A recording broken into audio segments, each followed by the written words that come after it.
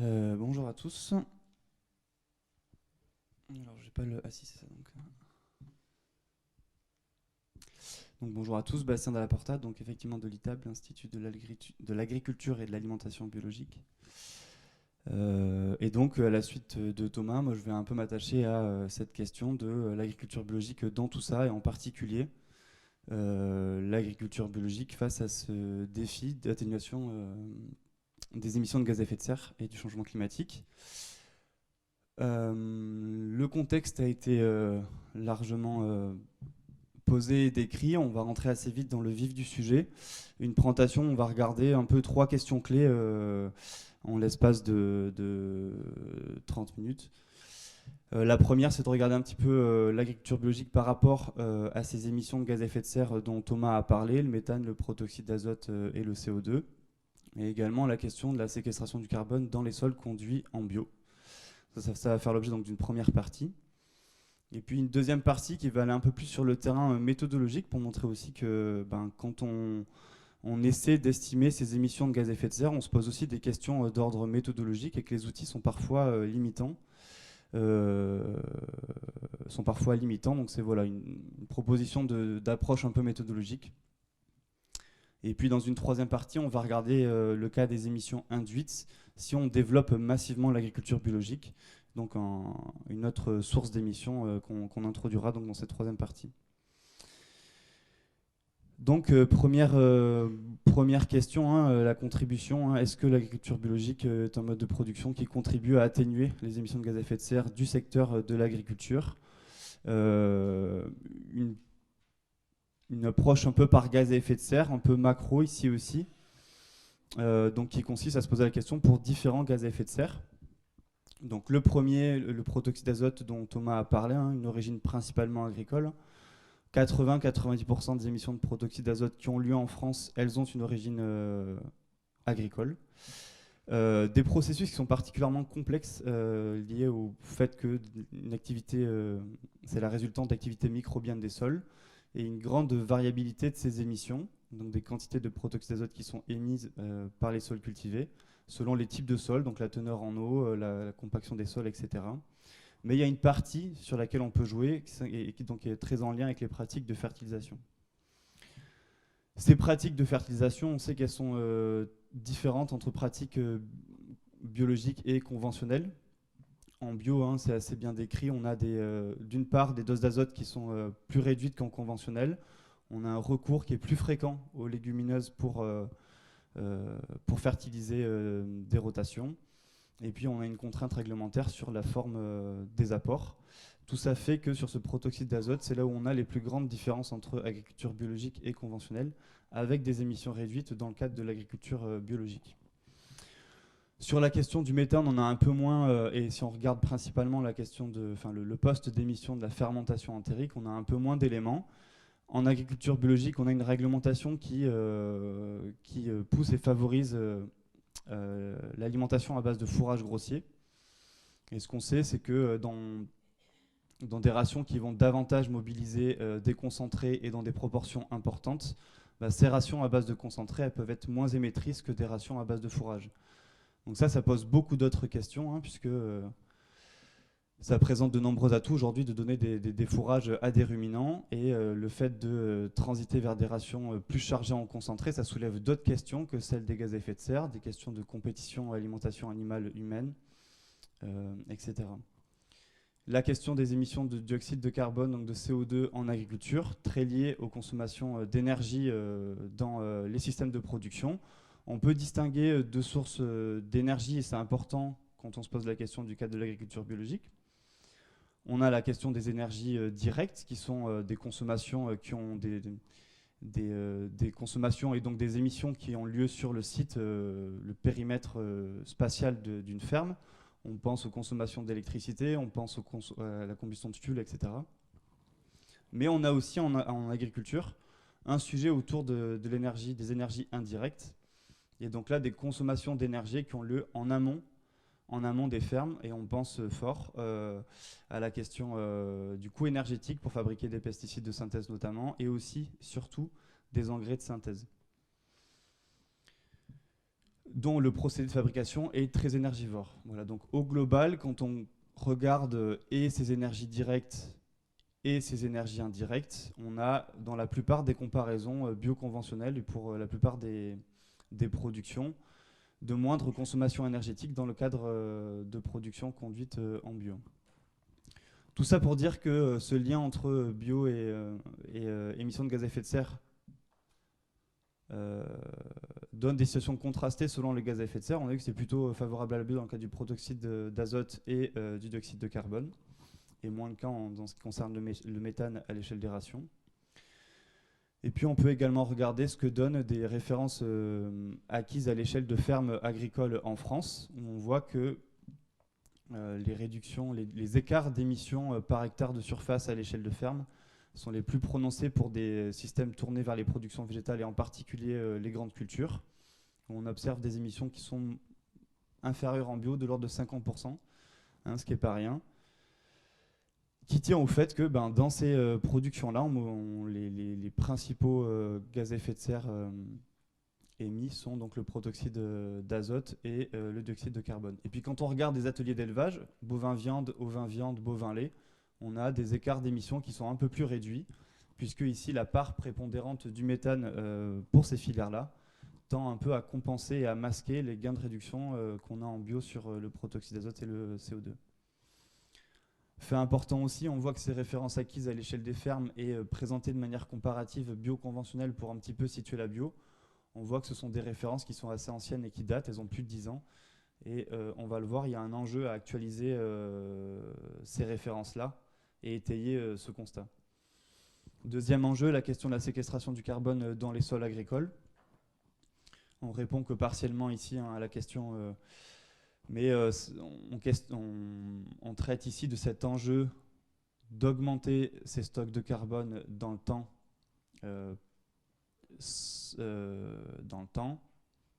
pour des cultures restant cultures, donc on ne traite pas de la question de la déforestation par exemple, etc.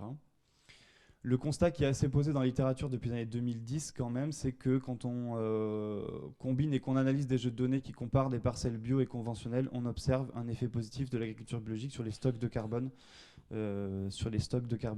C'est la troisième série qu'on voit ici, SOC-Stock, avec le nombre de comparaisons, et on voit qu'on a un effet positif et significatif, ce qui tend à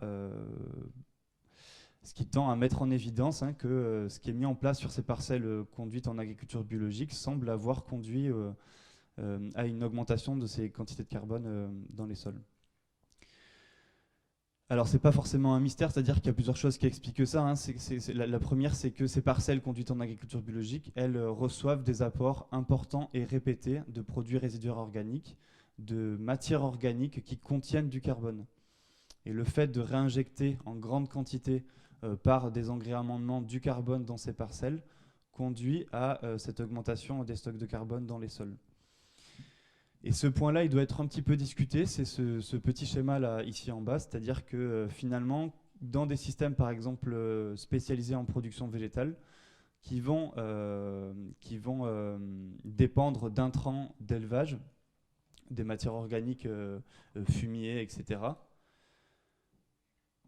ils vont donc apporter des quantités importantes de carbone sur les parcelles agricoles, et finalement, ce carbone qui est amené sur ces parcelles en bio, c'est plutôt la résultante d'un transfert latéral de carbone, c'est-à-dire que c'est un carbone qui était présent sur une autre ferme et qu'on déplace d'un site A à un site B. Or, ce qui nous intéresse dans cette question d'atténuation et de séquestration de carbone dans les sols agricoles, c'est bien plutôt d'avoir un transfert net plutôt vertical, c'est-à-dire de l'atmosphère dans les sols. Et donc, ça, c'est très discuté dans la littérature, c'est-à-dire qu'on pourrait se dire que la ferme A, elle aurait pu restituer elle-même ces matières organiques à l'échelle de l'atelier ou ailleurs.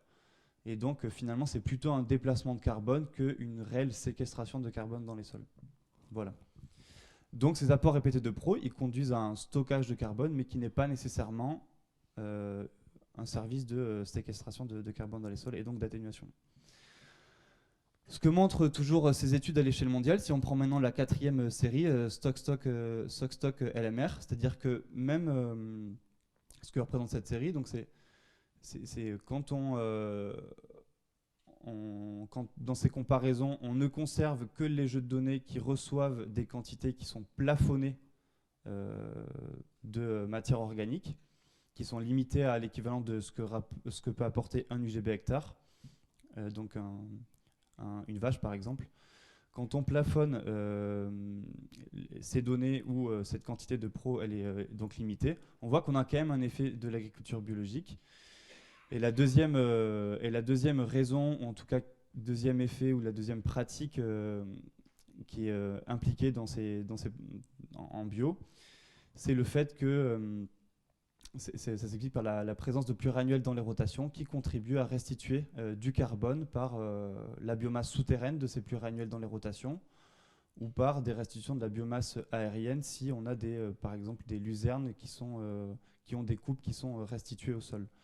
Donc premier effet en bio, ces apports de pro, donc il faut donc discuter. Et la deuxième, la place des pluriannuels dans les rotations qui peuvent contribuer à restituer davantage de carbone dans les sols cultivés. Une autre manière de poser la question de la contribution de l'agriculture biologique à cet enjeu d'atténuation du changement climatique, c'est aussi de regarder où est-ce qu'on est en termes de leviers qui sont aujourd'hui proposés pour le secteur agricole, des leviers d'atténuation des gaz à effet de serre. 2 travaux assez structurants en France conduits par l'INRA en 2013 sur la partie levier de réduction de gaz à effet de serre, où j'ai retiré la partie stockage de carbone dans les sols. Et puis la dernière étude, 4 pour 1000 INRA, donc 2020. Sur ce tableau, là, on voit un peu les principaux leviers qui sont aujourd'hui disponibles en agriculture et documentés pour réduire envers les émissions de protoxyde d'azote. La partie jouer sur les modifications des rations des animaux et puis la question des énergies fossiles.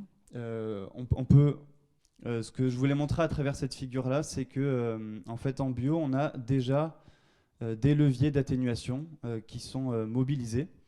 On a cette question de la réduction de la dose d'engrais. On a cette question de la substitution de l'azote minéral par de l'azote organique. On a également la part des surfaces, la place des légumineuses dans les rotations, qui ont fait l'objet de travaux de caractérisation sur de larges échelles spatiales. Et puis, on a aussi cette question de la réduction de la teneur en protéines dans les rations ou dans les rations animales. Et là, voilà, donc ça, c'est des éléments qui sont assez bien posés en bio. Et puis, côté stockage de carbone, on voit qu'on a cet enjeu d'insertion et d'allongement des prairies temporaires dans les rotations, qui là aussi sont assez documentés en tendance en agriculture biologique. Deuxième message clé, donc le premier, c'est donc on voit qu'en bio, on a déjà certains leviers qui sont mobilisés soit de manière systématique, soit de manière partielle. Deuxième élément, c'est que par contre, la réglementation, elle peut empêcher la mise en place de certains leviers. On peut citer par exemple l'ajout d'additifs de nitrates dans les rations pour réduire le caractère méthanogène de l'alimentation des ruminants. On peut également situer l'application de nouvelles ressources organiques dans les parcelles cultivées. Donc là, ça fait référence au bout steppe, etc. Donc la réglementation, elle peut présenter pour certains leviers donc un frein réglementaire.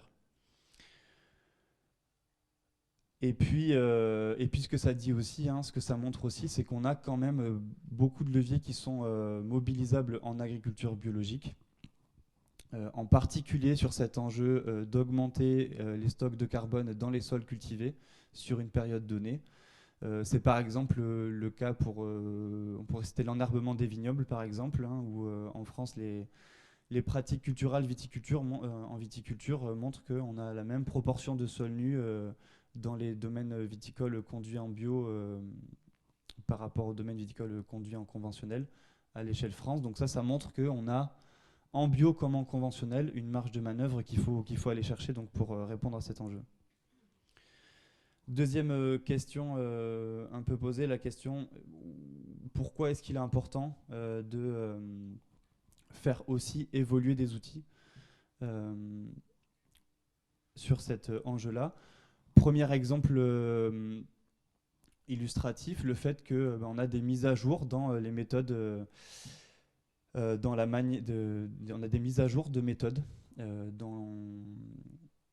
des méthodes qui servent à estimer ces quantités de gaz à effet de serre en agriculture. Pour reprendre la question du protoxyde d'azote, c'est très compliqué de mesurer des émissions de protoxyde d'azote, hein, c'est des dispositifs qui sont très lourds, très chers, donc on a recours à des approches par défaut pour estimer ces émissions de protoxyde d'azote à partir d'une quantité d'azote disponible sur une parcelle. C'est ce que représente cette relation-là, c'est-à-dire on approche des émissions de protoxyde d'azote à partir de quantités d'azote. Ça peut être des apports, ça peut être des résidus de culture, ça peut être des restitutions par les légumineuses, etc. Et on approche ces émissions selon une relation linéaire. Alors ça a un peu bougé ici aussi, mais selon une relation linéaire. Jusqu'en 2019, c'est la relation centrale, on avait un même taux d'émission quelle que soit la forme des apports d'engrais. Donc, quel que soit que les apports soient sous forme minérale ou organique, on considérait que 1% de la quantité d'azote disponible sur une surface allait être émise et perdue sous forme de protoxyde d'azote.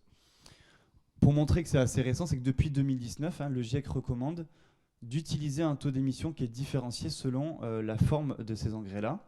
Il recommande désormais pour des engrais organiques donc un facteur d'émission direct de protoxyde d'azote qui est réduit. On passe à 0,6% alors qu'on était à 1% jusque-là. Et il revoit à la hausse le facteur d'émission pour des formes minérales. Ça montre l'importance en tout cas ces changements qui du coup là ici impactent pas mal les écarts qu'on peut avoir ensuite sur des émissions de protoxyde d'azote quand on compare des cultures conduites en bio et des cultures conventionnelles. Et donc ce besoin de mettre à jour aussi ces méthodes et les références qui vont avec. Un autre exemple d'une discussion méthodologique qui est d'actualité, c'est comment est-ce qu'on partage l'impact environnemental associé à la production d'effluents d'élevage entre un atelier d'élevage et un utilisateur qui peut être un céréalier par exemple. C'est ce que représente ce processus-là qui permet de produire par exemple un lisier bovin qui va être ensuite, ou un fumier bovin qui va être ensuite épandu sur des parcelles en production végétale. On a donc tout notre process où on a à la base un système d'élevage qui va produire des effluents et des émissions qui vont avoir lieu sur différentes phases de stockage jusqu'à avoir à la fin une matière organique qu'un céréalier par exemple va pouvoir acheter ou échanger pour mettre sur ses parcelles. Et la question dans tout ça, c'est ces émissions qui ont lieu depuis la vache jusqu'à la parcelle, ces émissions qui ont lieu sur ces différentes étapes, à qui est-ce qu'on va les affecter? Est-ce qu'on les affecte plutôt aux produits d'élevage, au lait à la viande, ou est-ce qu'on va les affecter derrière aux producteurs de blé? Et pourquoi c'est important en bio? Parce qu'aujourd'hui, par défaut, en agriculture biologique, on considère que ces matières organiques-là, ces produits résiduaires organiques, donc ces effluents d'élevage, ils sont considérés comme des déchets, c'est-à-dire qu'ils n'ont pas de valeur économique, voire une valeur économique négative. Et donc, c'est des engrais qui arrivent avec aucun impact gaz à effet de serre lié à leur fabrication. Okay, donc, pour résumer, un agriculteur conventionnel, on va lui dire « Ah, mais tu achètes de l'azote minéral, donc ça a consommé de l'énergie, donc ça a émis des gaz à effet de serre. Donc, ce que tu achètes arrive avec des émissions de gaz à effet de serre. » Tandis que pour un producteur céréalier bio qui achète des matières organiques, dans les outils, ça arrive avec 0 émission de gaz à effet de serre. Ok. Donc là, il y a une grande question aujourd'hui qui anime un groupe d'intérêt scientifique, le GIS Revalim, qui doit un peu trancher sur une méthode pour mieux prendre en compte et mieux répartir l'impact, ces émissions qui sont liées à ça. Donc on a différentes options, elles ne sont pas toutes présentes, mais pour juste illustrer le fait qu'on peut avoir des coupures amont, c'est-à-dire que là, on va dire que on met une coupure à un endroit de ce processus, ça peut être après le premier stockage ou coupure aval. Et donc toutes les émissions qui ont lieu avant vont aller sur les produits d'élevage, toutes les émissions qui ont lieu après vont aller sur les productions végétales. On peut avoir des approches plutôt économiques, là ça revient à se poser la question de à partir de quel moment, dans ce processus-là, nos matières organiques, elles vont avoir une valeur économique. Et ça peut guider ensuite une allocation économique selon une valeur, c'est-à-dire que mon litre de lait, il est à tant d'euros, ma matière organique, je vais la vendre à tant d'euros, et du coup, je peux me servir de cette valeur économique-là pour faire un prorata et attribuer mes émissions de gaz à effet de serre selon la valeur économique. Voilà, c'est juste pour illustrer un exemple de discussion méthodologique qu'il y a derrière un peu des outils de gaz à effet de serre, et le fait que toutes ces évolutions méthodologiques ne sont pas systématiquement en faveur de l'agriculture biologique. Une autre question qu'on peut se poser en agriculture biologique est plutôt de la manière dont on conduit et on développe des outils gaz à effet de serre. C'est à quel point on est capable, dans nos outils de diagnostic, de prendre en compte des fermes qui ont une diversité d'ateliers. Ici, ce sont des résultats du projet TypoBio qui ont été publiés très récemment, qui a permis notamment de dresser cette typologie-là. Donc, typologie des fermes qui sont 100% conduites en bio selon les combinaisons de production que mobilisent ces fermes. 40 000 fermes en bio en 2021, un peu moins de 40% avec élevage. Et puis là-dedans, ce qu'on voit, c'est que dans ces 40% de fermes d'élevage, on a près d'un quart des fermes qui combinent au moins 2 productions d'élevage. Ça montre que c'est quand même pas rien. Ce qu'on voit sur l'autre graphique, c'est la part des fermes bio qui sont spécialisées dans un seul type d'élevage. Et cette fois, c'est un peu décomposé selon les filières. Donc en orange, les vaches laitières. On voit que typiquement, sur les vaches laitières, on a quand même 75% des fermes en vaches laitières bio en France qui ne font que des vaches laitières en production d'élevage. Et par contre, quand on regarde d'autres productions comme la filière porcine, on voit que c'est 25%. Ça veut dire que uniquement 25% des fermes qui font du porc bio ne font que ça. Donc ça montre à quel point ces monogastriques sont associés à d'autres ateliers d'élevage. Et derrière, ce que ça doit questionner, c'est à quel point aujourd'hui nos outils permettent à la fois sur une ferme d'évaluer conjointement des émissions sur un atelier porcin et des émissions sur un autre atelier d'élevage. Donc voilà, besoin aussi d'adapter nos outils d'évaluation gaz à effet de serre à la diversité des structures des fermes, et en particulier des fermes conduites en bio.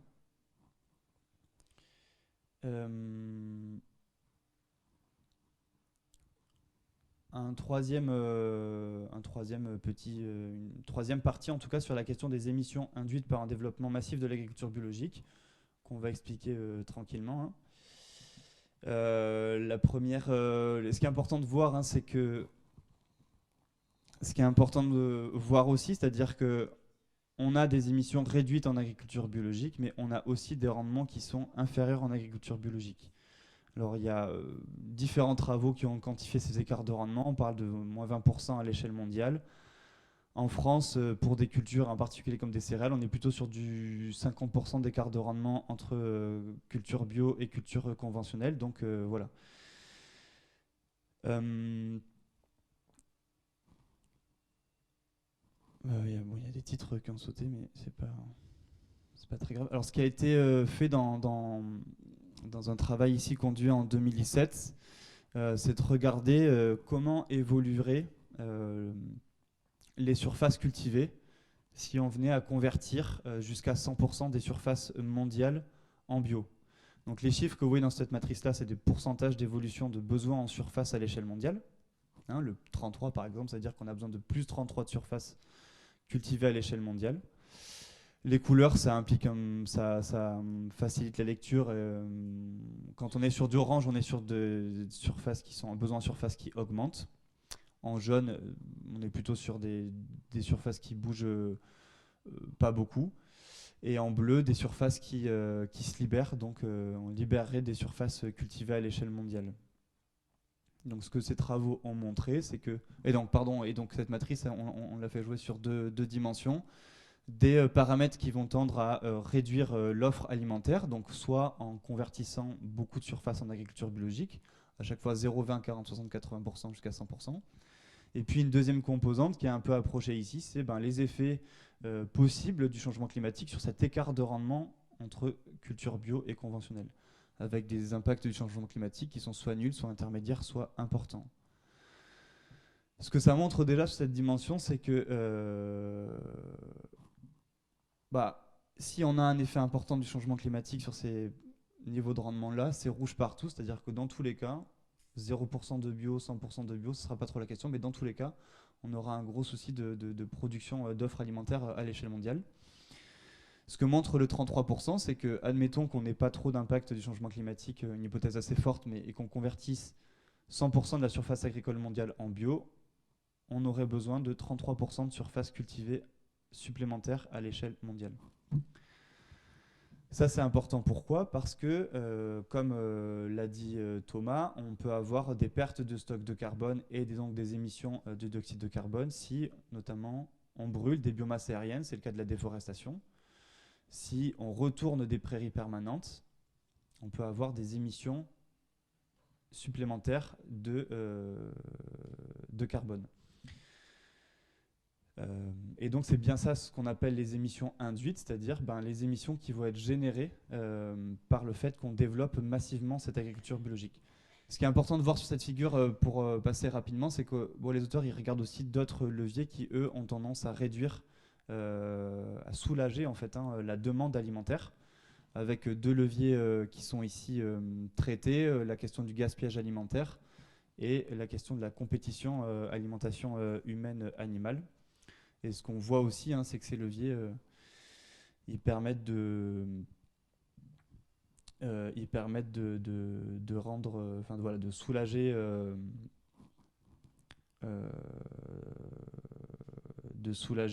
de réduire les surfaces nécessaires pour l'alimentation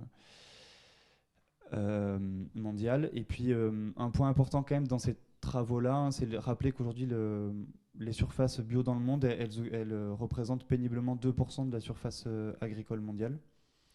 C'est important de le rappeler, c'est vraiment on est très loin de ces seuils et de ces questions posées par ces proportions de bio dans le monde. Qu'est-ce que ça dit en termes d'émissions induites ? Alors là, c'est un travail qui a été fait en Angleterre et Pays de Galles, où là, les auteurs se posent la question de qu'est-ce qui se passerait niveau gaz à effet de serre si on convertissait l'intégralité des surfaces en bio, donc Angleterre, Pays de Galles. Je présente juste la partie qui est liée aux cultures ici, aux grandes cultures, enfin la partie production végétale dans ces pays-là. Alors ce qui se passerait à l'échelle de ces pays, c'est ce que représentent ces deux séries de données sur la partie de gauche. Donc avec des pays 100% conventionnels, ça donne à peu près les émissions de gaz à effet de serre à l'échelle de ces territoires-là. Et puis avec 100% de bio. La partie violette que vous voyez, c'est les émissions territoriales. Donc c'est les émissions qui ont lieu dans ces pays-là pour produire des aliments. Donc c'est l'équivalent de ce qu'on appelle le secteur de l'agriculture quand on regarde les données du CITEPA en France. Donc nos 20%, là, c'est les émissions qui sont liées à ce qui est produit sur le territoire national. Et on voit qu'en convertissant ces surfaces en bio, on a des réductions importantes sur cette partie violette, de l'ordre de 20% de réduction d'émissions.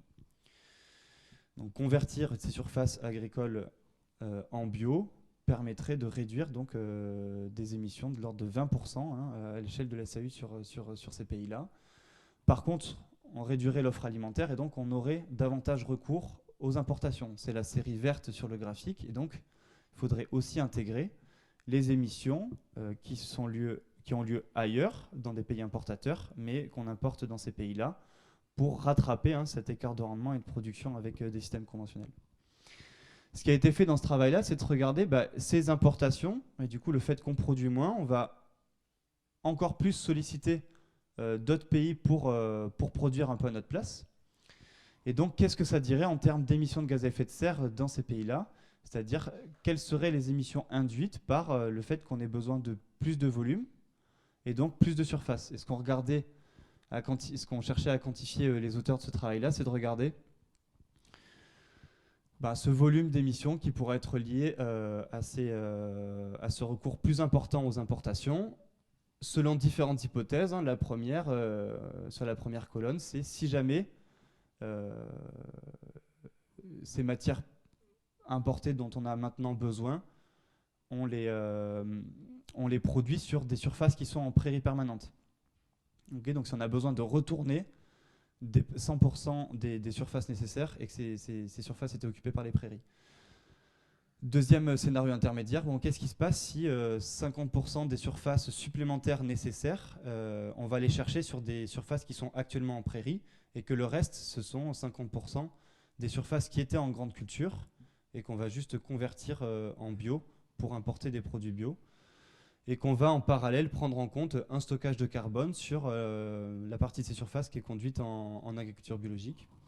Donc c'est la deuxième série. Bon, la troisième qui regarde ce qui se passe que si on produit ces denrées supplémentaires sur uniquement 25% des prairies permanentes. Bon, le message principal de cette diapo-là, c'est de montrer que si on s'occupe simplement de réduire nos émissions sur le territoire national, ce qui fait aujourd'hui l'objet d'objectifs nationaux et internationaux, et qu'on n'associe pas à ces réductions d'émissions du secteur agriculture, si on n'associe pas des transitions alimentaires qui viennent changer cette demande, en fait, on risque juste de déporter ces émissions, c'est-à-dire les délocaliser, et que si tout ça va dans le sens de convertir davantage de forêts en culture, davantage de prairies en culture, et les pertes d'émissions sont bien plus importantes que les gains qu'on pouvait avoir sur des surfaces nationales. Donc rapide conclusion, rappeler que l'agriculture biologique à la base, ça n'a pas été un mode de production qui a été conçu pour répondre à cet enjeu d'atténuation du changement climatique. Néanmoins, ce qu'on voit, et en particulier en production végétale, c'est des émissions réduites de gaz à effet de serre par unité de surface. Et partant de ce constat-là, oui, développer des surfaces en bio peut contribuer à réduire les émissions de gaz à effet de serre du secteur agriculture.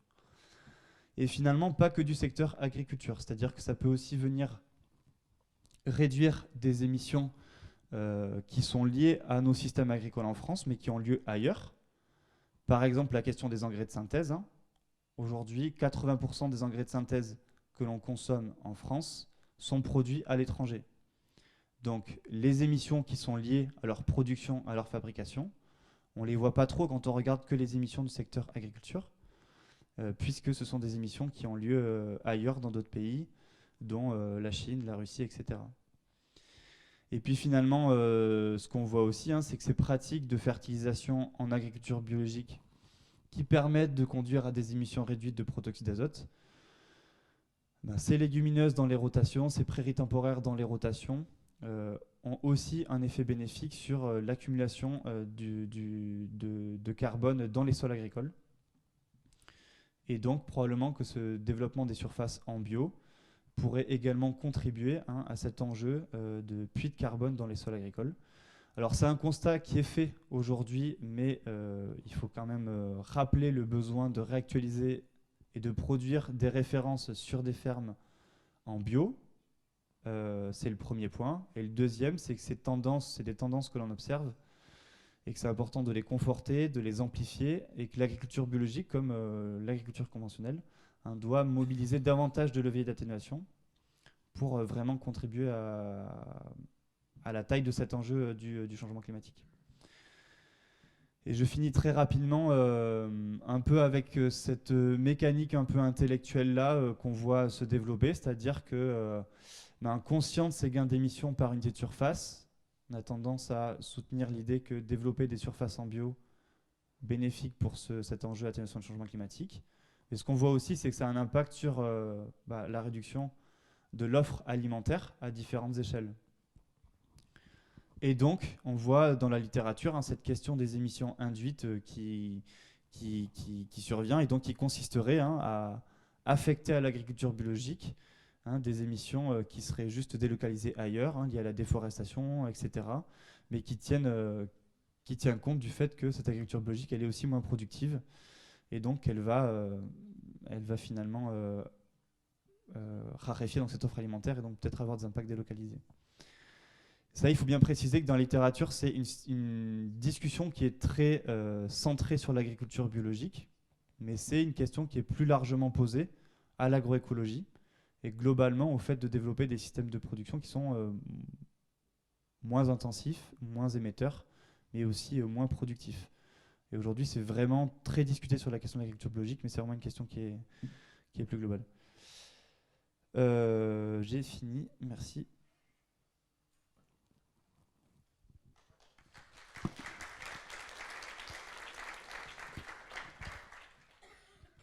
Merci. Est-ce qu'il y a des questions pour Bastien? Bonjour, Claire Cérès, Bordeaux Métropole. Donc je travaille aujourd'hui sur le PAT métropolitain, mais dans un passé pas si lointain, j'ai travaillé sur des thématiques d'adaptation de l'agriculture au changement climatique. Donc merci pour votre présentation, c'était très riche et très intéressant. Juste à l'époque, nous on travaillait avec un outil qui avait été développé par Solagro, qui est l'outil Planète, qui permettait de faire à l'échelle de l'exploitation un bilan à la fois énergétique et carbone des différents postes et de tous les intrants en fait, qui rentraient sur l'exploitation. Donc de mémoire, effectivement, je suis plutôt sur des références anciennes, là aussi, de mémoire. Effectivement, l'agriculture biologique, que ce soit sur des systèmes d'élevage ou des systèmes végétaux, avait l'avantage par rapport à des systèmes conventionnels, vous l'avez dit, hein, ne serait-ce par l'absence de consommation d'engrais de synthèse et de produits chimiques de synthèse. Donc en termes de consommation de carbone via la production de ces intrants, effectivement, le bilan a été plutôt à la faveur de l'agriculture biologique. Par contre, les postes concernant tout ce qui relevait du travail des sols, donc préparation des sols, désherbage, tout ce qui était mécanisation, impactait assez fortement le bilan carbone à l'échelle de l'exploitation. Donc ça, c'était vraiment on va dire la marge de manœuvre, la marge de progrès des exploitations en bio sur ces lignes-là. Et du coup, ce qu'on avait amené comme réflexion, c'est qu'il aurait pu être, il est intéressant, pas du conditionnel, de réfléchir à des systèmes à la fois bio, mais également qui réinjectent des éléments de l'agriculture de conservation, avec des techniques culturelles simplifiées, qui proposent la limitation des interventions mécaniques des sols, et aussi pour répondre à l'enjeu d'atténuation et à la réduction des consommations d'énergie fossile. Donc ça, c'était un premier élément de questionnement. Est-ce que vous avez connaissance de ces outils? Moi, c'est vrai que je fais référence à des choses un peu anciennes. Est-ce qu'il y a des choses qui ont bougé? Vous avez plutôt évoqué le manque d'outils. Moi, j'avais cet outil-là en tête. Et l'autre point, c'était dans vos travaux, est-ce que vous prenez en compte, je ne l'ai pas entendu là véritablement, du pouvoir réchauffant à la fois du protoxyde d'azote, qui est largement supérieur à celui du CO2, ainsi que le méthane, et qui peut amener à des conclusions différentes par rapport à l'adaptation ou au système de production qu'on va mettre plus en valeur au regard de leur capacité à atténuer ces émissions de gaz à effet de serre, en fonction de si on regarde les méthanes ou les protoxydes d'azote, on n'est pas derrière sur les mêmes leviers en termes de pratiques agricoles. Je ne sais pas si ma deuxième question est claire, mais sinon je pourrais reformuler. Merci. Merci pour la question. Oui, Planète, les références Planète de Solagro, effectivement, c'est, je crois, 2006 ou 2009, je ne sais plus. Mais c'est typiquement le dernier grand type de documents qu'on a qui comparent en multifilière avec un outil à peu près commun des diagnostics réalisés sur des fermes bio et conventionnelles. On a depuis des outils qui sont largement développés, je pense notamment à l'outil Cap2ER par l'Institut d'élevage qui là va vraiment regarder des ateliers ou des systèmes d'élevage de ruminants, avec des adaptations pour les ovins, par exemple, qui sont plutôt récentes, hein, pour le coup. En bovin, on est plutôt sur 2013, je crois les premiers Cap2ER 2013, et puis la partie ovin, elle a quelques années. Et puis là, typiquement, cette année, l'ITAVI sort un Cap2ER avec l'Institut d'élevage sur la partie volaille. Je crois que l'IFV a sorti son outil Vitiges l'an dernier. Et puis un Cap2ER grande culture aussi qui sort cette année. Donc c'est aussi pour montrer que cet outil, cette méthode, hein, Planète, c'était la seule qui permettait de regarder une diversité de production. Qu'on a aujourd'hui des outils qui vont peut-être plus loin dans certains leviers ou certains sujets qui sont spécifiques aux filières, mais que ça amène un peu un cloisonnement des outils, ce qui peut être, donc, comme on l'a vu, un peu limitant pour des systèmes de production en bio. Et effectivement, sur cette question, le lien avec le travail du sol, bah oui, c'était un peu la grande conclusion de ces travaux là de Jean-Luc Boschue, etc. Et oui, effectivement, donc, en bio, il est clair qu'on voit que sur en production végétale, donc deux principaux gaz à effet de serre, protoxyde d'azote, dioxyde de carbone, on voit que sur le protoxyde d'azote, on a des leviers qui sont globalement assez mis en place en bio. On pourra aller peut-être un peu plus loin sur certains points, mais en tout cas, globalement, gros des leviers principalement mobilisés. Et par contre, sur cette question effectivement de la consommation, des émissions de dioxyde de carbone, on voit que le point qui est questionné en bio, c'est pas les engrais de synthèse, puisque c'est un poste qui n'existe pas en bio, mais c'est cette question des consommations de fioul. Et là, effectivement, on a davantage de recours aux opérations mécaniques, aux interventions mécaniques en bio. Il y a probablement une marge de manœuvre dans la réduction de ce travail-là du sol. Ça c'est clair. On pourrait même discuter de l'adaptation des puissances de tracteurs aujourd'hui aux travaux qui sont dans certains secteurs. Hein. On n'a pas toujours besoin de tracteurs énormes pour certaines activités, dans certaines zones d'élevage notamment. Donc il y a sûrement une marge de progrès de ce côté-là. Jusqu'où est-ce qu'on peut aller en bio par rapport à l'agriculture de conservation des sols? Donc ça fait l'objet de travaux de recherche et d'expérimentation par plein notamment d'agriculteurs, pour voir jusqu'où on peut réduire, jusqu'où on peut diminuer. Voilà. D'autres questions? Bonjour Brice, Biocop. Deux petites questions. Est-ce que vous avez regardé l'impact du stockage, notamment sur des cultures comme les pommes qui vont passer 6 mois en frigo? Est-ce que c'est important? Est-ce que c'est négligeable? Et l'impact du transport, a priori des études ont montré que l'impact du transport n'était pas si important que ça par rapport à l'impact des cultures. Et est-ce que face au changement climatique, il faut peut-être, est-ce qu'il ne faut pas revoir notre vision du local un petit peu exagérée, dans le sens où voilà, c'est l'impact de la culture qui est plus important que celui du transport?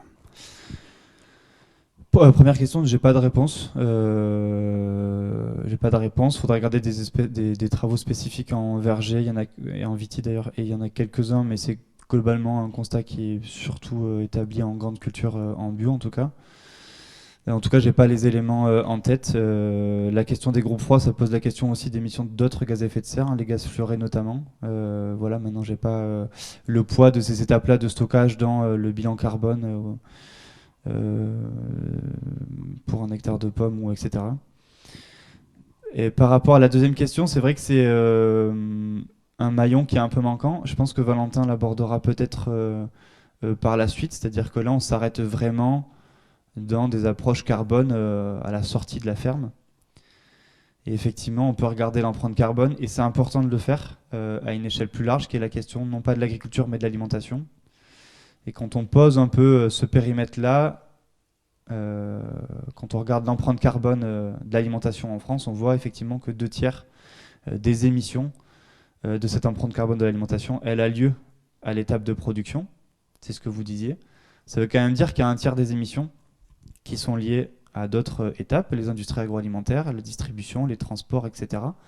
Et aussi le mode de déplacement du consommateur pour aller acheter les légumes chez un maraîcher. Enfin bon voilà, on peut aussi discuter de ça.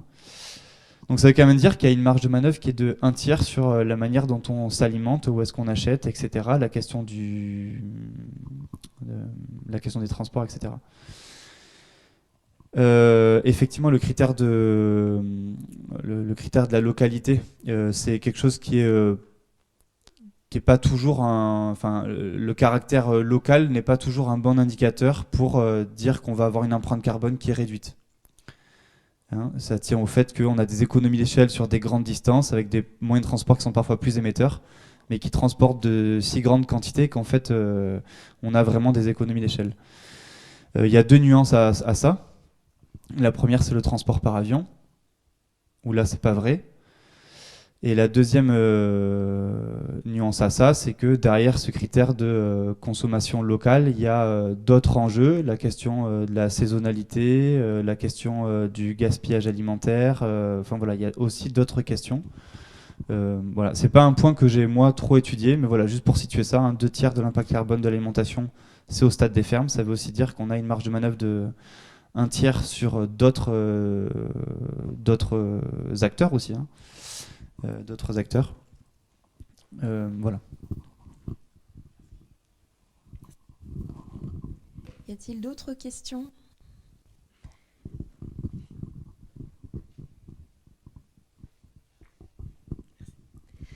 Oui, bonjour, Annabelle Garçon de la Chambre d'agriculture de la Gironde. Tout à l'heure, vous avez dit, alors vous me dites si je me trompe, j'ai retenu en tout cas que si on cultivait tout en bio au niveau de la planète, il manquerait 33% de surface, c'est bien ça? C'est bien ça et c'est dans le meilleur des cas, ouais. Ouais, dans le meilleur des cas. Et justement, par rapport à ça, j'ai quelques réflexions, à savoir, est-ce que dans ce type d'études, tout ce qui est lié à la valeur nutritionnelle des aliments, est-ce que le gaspillage, tout ça, ça a été pris en compte ou ce sont des paramètres qui ont besoin d'être pris en compte par la suite pour estimer? Alors, il y a deux questions, du coup. La question de la qualité nutritionnelle des aliments, non, c'est pas pris en compte. D'autres approches par modélisation, par exemple, c'est plutôt on parle d'offres énergétiques et alimentaires, donc on raisonne plutôt en kilocalories avec des estimations, hein, pour un adulte, ce qu'on connaît, hein. Donc on est plutôt en valeur énergétique.